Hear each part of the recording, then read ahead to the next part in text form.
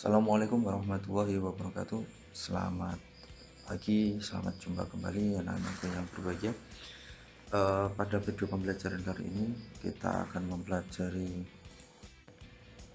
mengenai teorema kedua kita di suku banyak, yaitu setelah kemarin kita mempelajari tentang teorema sisa. Saya harap kalian sudah bisa mengenai teorema sisa. Jika belum, silahkan dilihat kembali video saya sebelumnya tentang teorema sisa. Nah, pada kali ini kita akan mempelajari mengenai teorema faktor. Tentu saja materi ini tidak asing bagi kalian, ya sudah kalian pelajari di kelas-kelas sebelumnya mengenai teorema faktor ini. Ya, kalian pernah mendapatkan pertanyaan dari guru kalian seperti ini ya. Jadi jika kita memiliki persamaan cukup banyak berderajat 2 yaitu x kuadrat min 6x plus 5 sama dengan 0, maka apakah kalian masih ingat bagaimana mencari faktor dari fx? Ya, tentu saja bisa ya. Nah, setelah itu ya, apakah kalian juga bisa mencari akar-akar dari fx ini? Jadi di sini ada dua pertanyaan, dua kunci kata kunci ya. Kata kunci pertama yaitu adalah faktor, yang kedua adalah akar. Nah, tentu saja kalian bisa ya. Oke, jika kalian masih sedikit lupa, mari kita lihat slide berikutnya tentang faktor dan akar. Oke, ini suku banyak derajat 2 kita. Nah, kita coba buat persamaan dengan menyamakan dengan 0 ya. Jadi x kuadrat min 6x plus 5 sama dengan 0. Kita coba cari faktornya ya. Kalau kemarin kita buat kurung 2 seperti ini dengan tanda perkalian di antara keduanya. Terus masing-masing ini kita berikan dulu tanda negatif ya. Karena negatif ini bisa kita jadikan positif tergantung dengan faktor kita nanti ya untuk mengisi masing-masing ini. Oke, setelah kita buat kurung dalam bentuk perkalian 2 seperti ini, maka kita coba uraikan x kuadrat ya. Nah, x kuadrat kalau kita uraikan itu adalah x taruh di sini dikalikan dengan x ditaruh di sini ya. Jadi x kali x itu adalah x kuadrat. Jadi untuk yang mengisi yang pertama ini adalah kita isi dengan faktor dari derajat tinggi. Faktor itu adalah bilangan perkalian dari x kuadrat ini. Tentu saja ini bilangan perkaliannya adalah x kali x. Sementara untuk yang kosong ini ya, itu kita isi dengan faktor bilangan faktor dari 5 ya. Faktor itu perkalian, bilangan perkalian. Ya, 5 bisa diisi dengan min 5 dikali dengan min 1 ya. Min kali min jadinya plus 5, itu kita dapatkan 5 kali 1 yaitu 5 itu ya. Faktornya bilangan perkaliannya atau faktornya adalah 5 dan 1.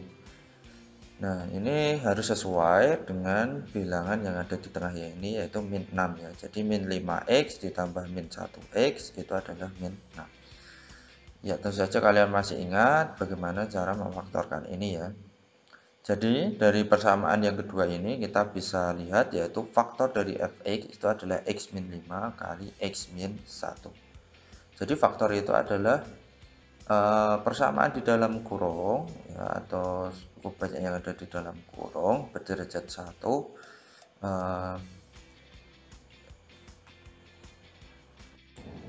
yang mana keduanya ini merupakan bilangan perkalian dari x kuadrat min 6x plus 5. Nah, itu faktor. Nah, sekarang kita coba mencari akarnya. Bagaimana mencari akar? Ya, kita ambil faktornya.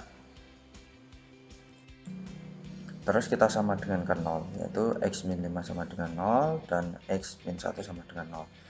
Terus kita manipulasi sehingga kita dapatkan x-nya itu sama dengan 5 dan x-nya sama dengan 1. Nah, 5 dan 1 ini dikatakan sebagai akar. Itu ya, jadi itu perbedaan atau hubungan antara akar dan faktor dari suku.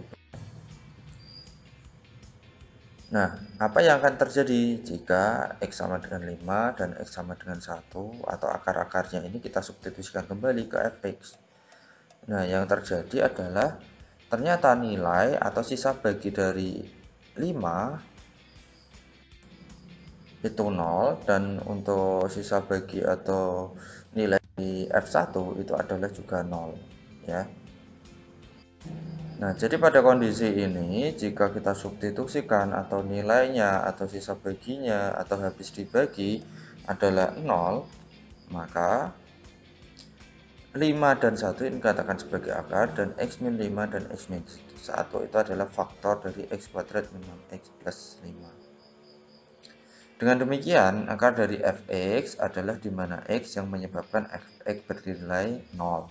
Sedangkan fx dari faktor dari fx merupakan atau di mana fx itu diubah ke dalam bentuk perkalian ya, antara x min a dan x min b, sehingga diperoleh akar yang menyebabkan dia itu kalau disubstitusikan sama dengan 0.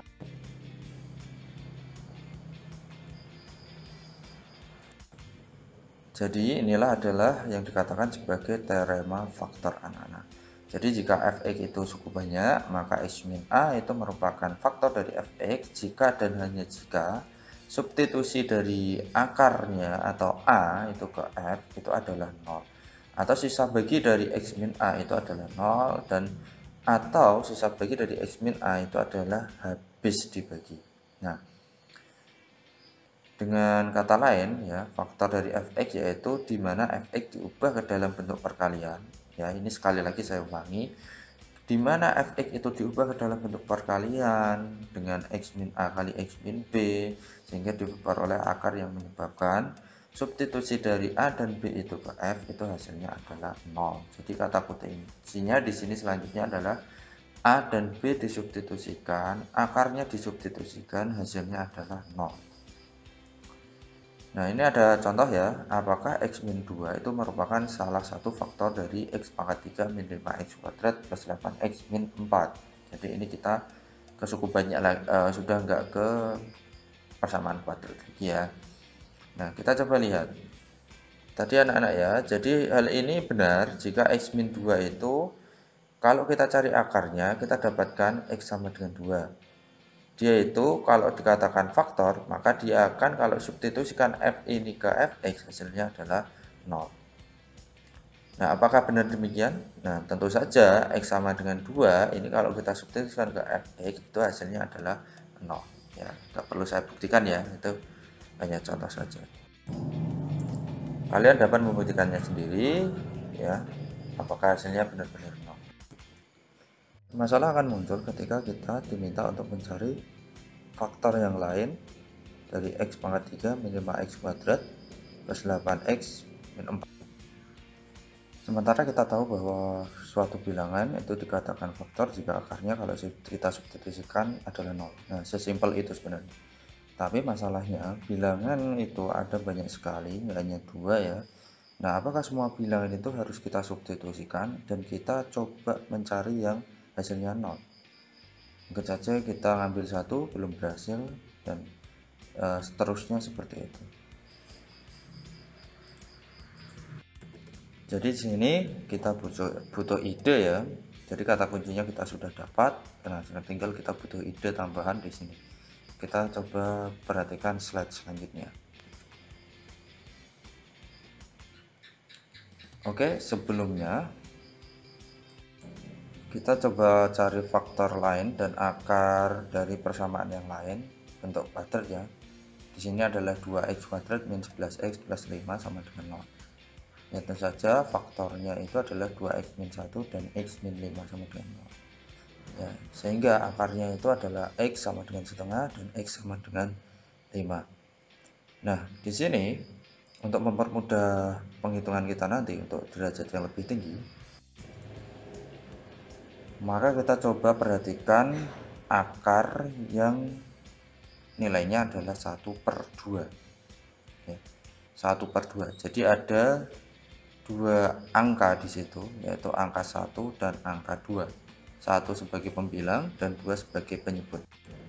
Nah, apa hubungannya dengan persamaan kita? Ya, tentu saja ada hubungannya. Nah, hubungannya adalah ternyata angka 2 ini itu merupakan faktor atau bilangan perkalian dari koefisien pangkat tertinggi. Sementara 1 ini adalah faktor atau bilangan perkalian dari koefisien konstannya ya. Jadi 1 ini adalah faktor dari 5, sementara 2 ini yang menjadi penyebut ini adalah faktor dari pangkat tertinggi. Jadi dengan mengidentifikasi dua hal ini, yaitu faktor-faktor dari koefisien derajat tertinggi dan faktor-faktor dari koefisien konstannya, maka kita bisa dengan minimal mengeliminasi ya bilangan-bilangan yang akan kita substitusikan. Dari sekian ribu bilangan kita hanya menyeleksi kira-kira bilangan yang potensial untuk menyebabkan di hasilnya 0 atau substitusinya 0 itu yang mana. Oke, langsung saja kita lihat contoh soalnya. Di sini saya memiliki suku banyak berderajat 3, yaitu x pangkat 3 min 4x kuadrat min 5x plus 10. Kita coba cari akar-akarnya, faktor-faktornya dan akar-akarnya. Oke, jadi yang kita perhatikan yang pertama faktor-faktor koefisien derajat tertinggi, yaitu derajat tertingginya x pangkat 3, koefisiennya 1, maka faktornya yang mungkin adalah 1. 1 itu bisa min 1 kali min 1, 1 kali 1. Jadi faktornya itu adalah plus minus 1. Jadi kita cari satu faktornya yang positif dulu, baru yang lain adalah negatif. Selanjutnya faktor dari koefisien konstan, jadi depan, paling depan, dan paling belakang itu adalah 10 ya. Nah, maka faktor yang mungkin adalah 1, 2, 5, 10, dan negatifnya. Nah, sehingga seperti itu. Nah, perhatikan lagi ya, setengah itu kita dapat dari membagi faktor koefisien konstan dan faktor koefisien pangkat tertinggi. Jangan sampai salah.